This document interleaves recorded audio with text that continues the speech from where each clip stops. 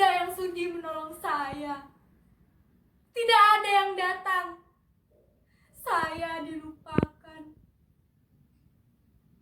Sudah berapa lama saya di sini? Sudah berapa lama saya disiksa macam binatang seperti ini? Saya juga tidak tahu. 4 dinding ini hanya ada 1 jendela yang tertutup. Tidak ada perabotan. Hanya ada kardus dan bantal tanpa selimut.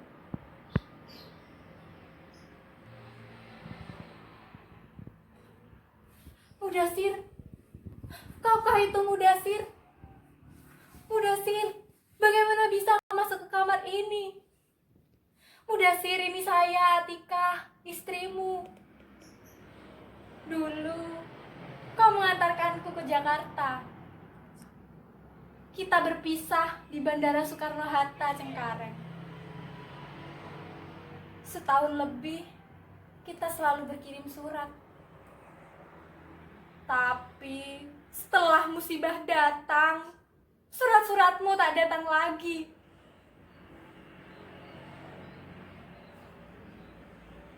Mudasir, mengapa diam saja?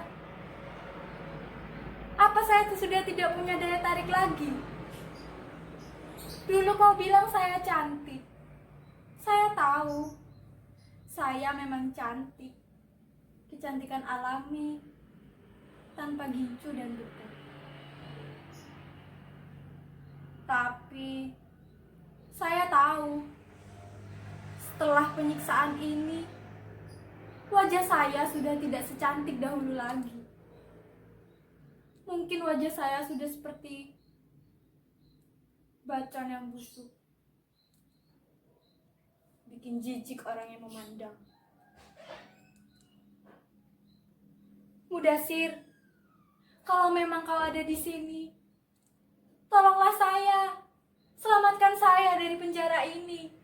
Lalu kita pulang bersama-sama ke kampung. Tidak perlu melapor kepada polis Raja Diraja. Tidak guna melapor kepada Menteri Tenaga Kerja.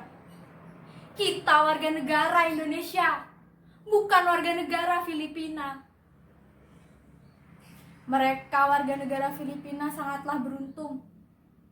Presidennya pun masih mempedulikan nasib tenaga kerjanya, apalagi yang bekerja di mancanegara. Kita, kalau punya uang, diperas sampai habis tulang sumsum.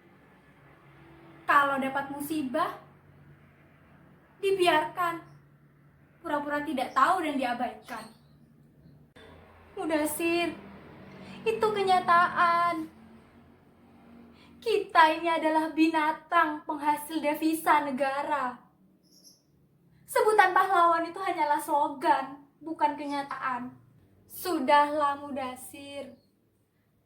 Bicara tentang kekacauan penanganan TKW seperti saya ini hanya membuat dada sesak seketika. Mengapa? Karena mereka malas menanganinya. Kemarilah Mudasir. Kemarilah agar kita bisa saling menyentuh. Mudasir, mengapa hanya diam di sudut sana? Disitulah tempat saya buang air besar dan kecil. Di sini tidak ada WC dan kamar mandi. Di sini tidak ada apa-apa. Lihatlah, sekujur tubuh saya ini. Saya telah menjadi bulan-bulanan mereka. Saya disiksa habis-habisan. Mereka menyiksa saya menggunakan tangan, kepalan, tongkat besi, hingga setrikaan. Saya tersiksa, Mudasir, tersiksa. Saya berteriak, menangis dan bertanya, apa salah saya? Jawaban mereka hanyalah geraman dan teriakan pula. Lalu saya dipukuli lagi bertubi-tubi. Saya berteriak, apa salah saya? Kamu idon bangsat, bajingan, pencuri, maling, dan tidak tahu diri. Hanya teriakan itu yang saya dengar.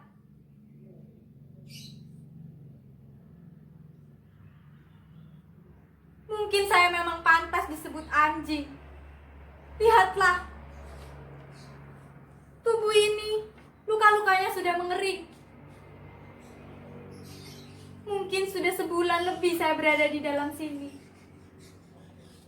Mereka memberi saya makan 1 kali sehari dengan menggunakan piring dan gelas yang kotor. Saya memang pantas disebut anjing. Kekuatan hukum nampaknya sudah tidak berlaku lagi dalam hal ini. Mereka lebih sering pilih kasih dan membela sesamanya. Tidak mungkin mereka membela anjing seperti saya. Tapi Mudasir, demi Tuhan, saya tidak mencuri.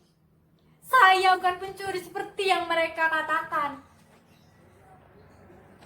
Saya bekerja dengan hasil jerih payah saya sendiri. Setiap hari saya bangun pagi sebelum subuh, lalu mengerjakan semua pekerjaan rumah. Saya lakukan itu dengan hati gembira dan ikhlas. Pada bulan ke-13, majikan lelaki saya menghampiri saya. Malam itu nampaknya dia mabuk.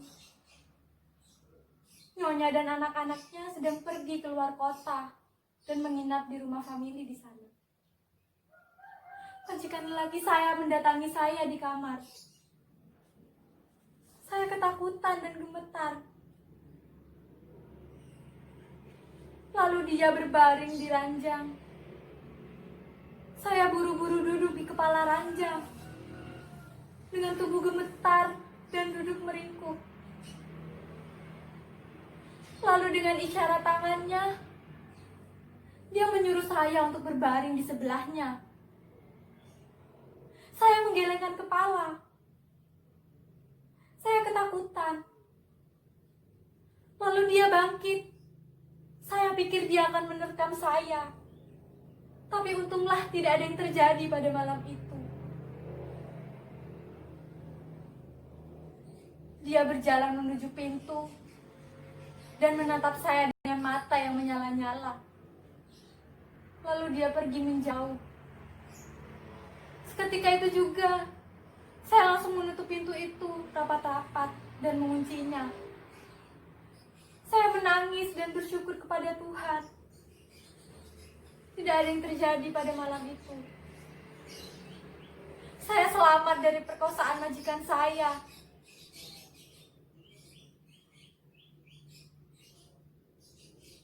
Mudasir, barangkali itulah yang membuat saya disiksa seperti ini.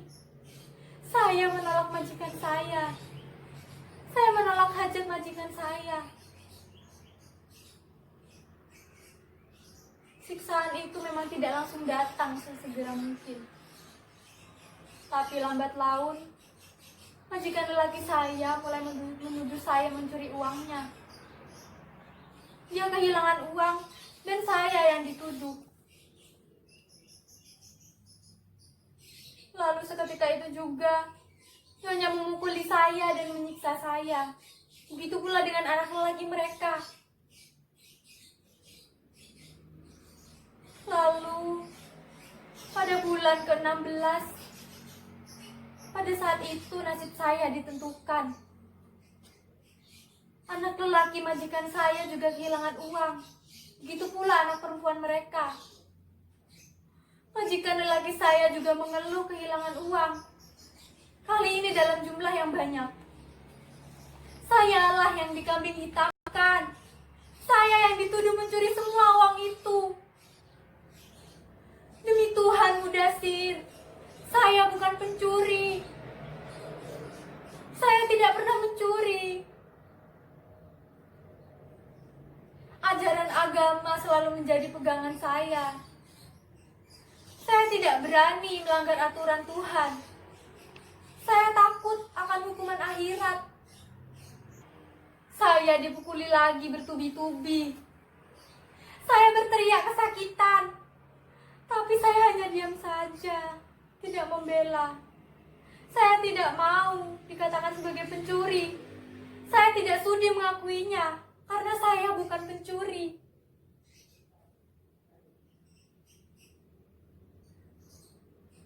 Tapi,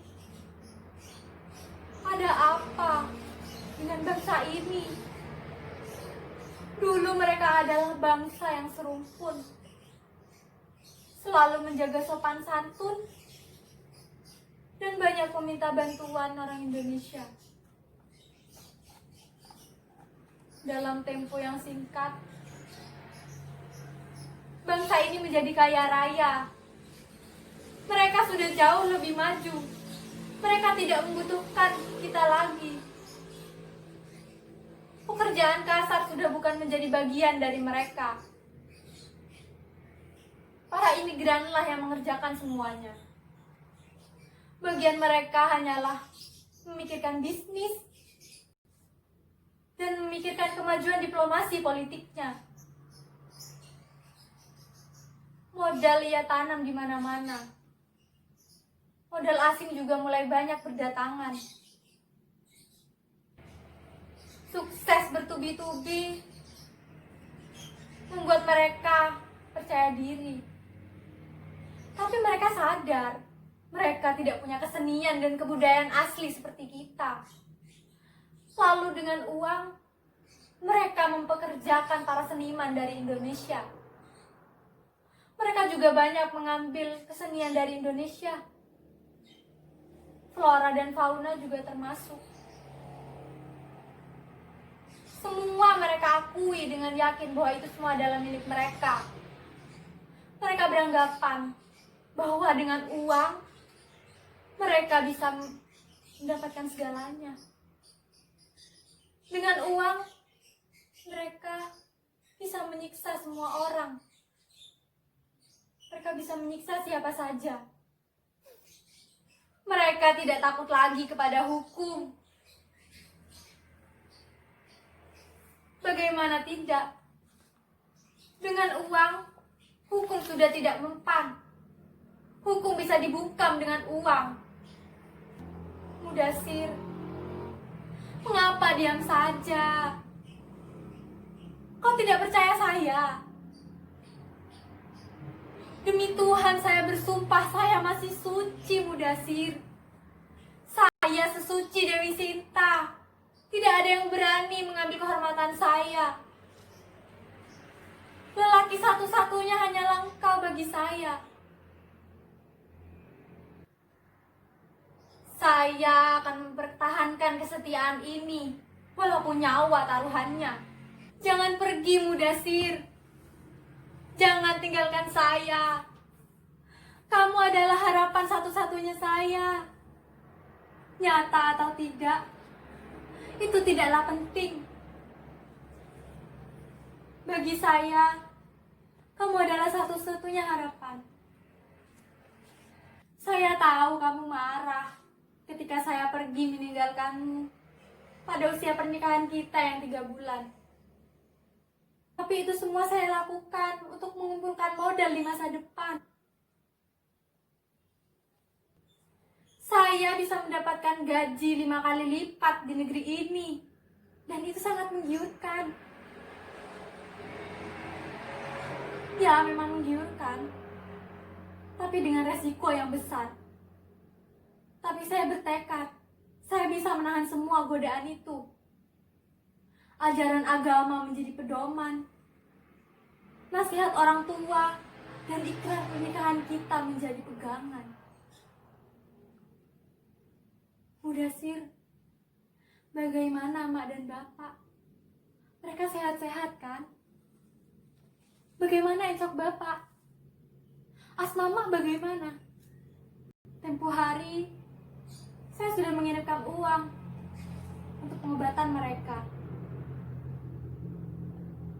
Mereka pasti sehat-sehat saja.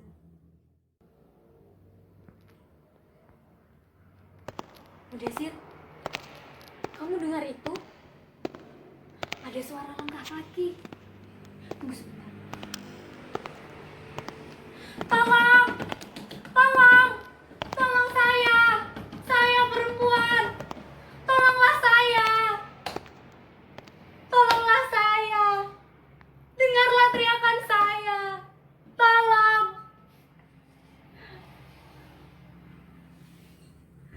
Tidak ada yang sudi menolong saya, tidak ada yang datang, saya dilupakan.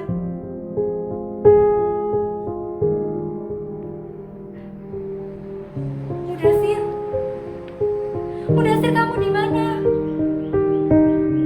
Kamu pergi juga. Semuanya pergi. Semuanya tega meninggalkan saya.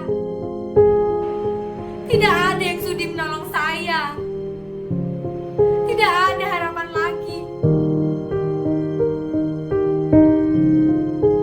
Bahkan suami saya sendiri tega meninggalkan saya. Kalau memang saya harus mati, saya rela mati. Tapi semua orang wajib tahu tentang peristiwa yang saya alami ini. Kepada siapapun yang mau mendengarkan, saya akan menceritakannya.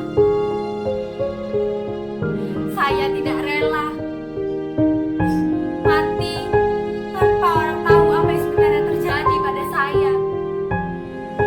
Nasib manusia bukan ditentukan oleh manusia lain, tapi oleh Tuhan yang Maha Esa.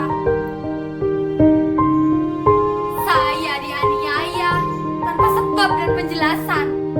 Adilkah itu? Tapi saya lelah meminta pertolongan. Tidak ada yang datang. Tidak ada yang sudi menolong saya. Seharusnya masyarakat mencurigai. Bisa saja ini terjadi pembunuhan. Apa yang saya alami ini bukan pembunuhan biasa. Ini adalah pembunuhan mental, pembunuhan politik. Kita seringkali dianggap sebagai binatang agar rasa percaya diri kita hilang. Kita sering dilecehkan tanpa sanggup membela diri. Tolong, tolong, tolonglah kami semua. Kami di pinggir jurang. Tolong, tolonglah kami. Jangan jadikan kami sebagai ongol-ongol.